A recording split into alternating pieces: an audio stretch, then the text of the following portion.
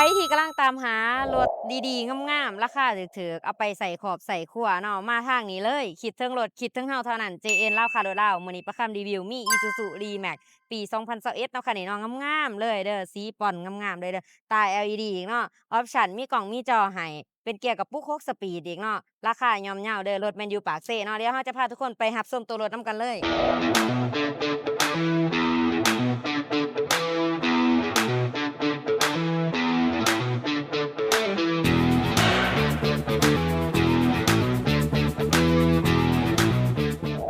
สบายดีทั้งสองให้เอง JN เล่าค่ะรถเล่ามื้อนี้มี Isuzu D-Max จะมานำเสนอเด้อคันนี้เป็นถ่ายปี2020น้ำใส21เนาะงามๆเด้อสีป่อนเนาะออปชันมีกล่องมีจอให้เด้อทุกคนเด้อแม็กเดิมๆจากโรงงานเนาะคันนี้เนาะตา LED อีกเรื่องงามๆเนาะอันนี้กระเจยางสกวามีให้ครบเลยเด้อ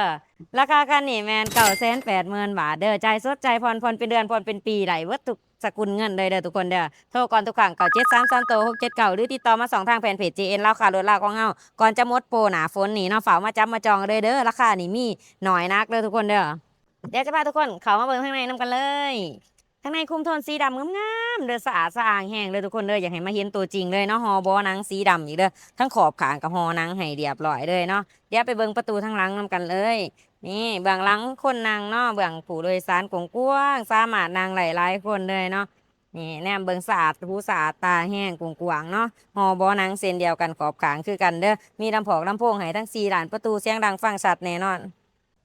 พวงมาลัยจะเป็นพวงมาลัยมัลติฟังก์ชันเนาะและมีหน้าปัดให้งามๆแบบนี้เด้อสำหรับหน้าจอจะเป็นหน้าจอ Android นะสามารถสัมผัสได้เลยเป็นหน้าจอมาจากรถเลยเด้อคันนี้เด้อนี่เนาะสามารถกดได้อีหลีแล้วก็สัมผัสอยู่หน้าจอก็ได้ระบบแอร์จะเป็น ระบบแบบนี้เลย เปิดปิดได้สะดวกสบายตามระดับเลยเนาะมักเย็นแห้งเย็นคอย นี่อันนี้จะเป็นการปรับอุณหภูมิและเป็นเกียร์กระปุก6สปีดเนาะคันนี้เนาะประหยัดน้ำมันด้วยคันนี้เด้อมีกล่องถอยให้น้ำผอมเนาะเดี๋ยวเราจะเข้าเกียร์ถอยให้กล่องถอยจะขึ้นมาในหน้าจอแบบนี้เลยแจ้งๆแบบนี้เลยเด้อตะบะหลอกตะบะโลงามๆเลยเด้อทุกคนเด้อนี่เนาะในไซส์เบลจะเป็นถ่ายปี2020น้ำใส21เด้อ มีดออกมีดอ่างเฮาเดิมๆเลยเด้อบ่ค่อยแกะออกมาบางทีขี้ฝุ่นจนจับเนาะงามๆเลยเด้อบ่ตำบ่เปียกเนาะรถคันนี้เนาะข้างหลังก็เส้นเดียวกันเนาะขี้ฝุ่นยังจับอยู่บ่เคยแกะออกมางามๆเดิมๆเด้อทุกคนเด้อเดี๋ยวจะพามาเบิ่งเบื้องหลังกระบะนำกันเลยอันนี้จะเป็นกล่องถอยตอนเนาะเขาเกียร์ถอยเมื่อกี้นี่เนาะใครมาเบิ่งแม็กไดเนอร์นำกันเลยเดิมๆเด้อแม็กไดเนอร์ก็ได้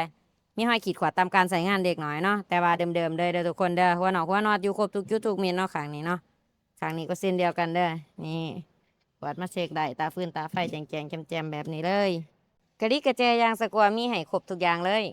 เดี๋ยวจะพาทุกคนมาเบิ่งของจักรของเครื่องฟังเสียงจักรนำกันเลยจักรดีแอร์เย็น2รางเนี่ยเนาะบ่เป็นไอเป็นควันเด้อทุกคนเด้อนี่เนาะงามเลยหมอพื้นหมอไฟยังใหม่ๆเนาะ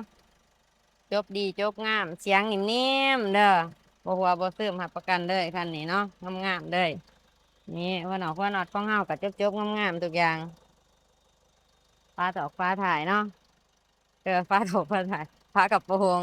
ฝากไว้เต็มเลยทุกท่านเด้อกับรถคันนี้ Isuzu D-Max เนาะถ่ายปี2020น้ำใส21เด้อคันนี้เด้อสีปอนงามๆเลยออปชั่นมีกล่องมีจอเนาะครบเลยเด้อตา LED อีกเนาะงามๆแม็กเดิมๆอีกเนาะเป็นเกียร์กับปุ๊ก6สปีดเด้อคันนี้เด้อ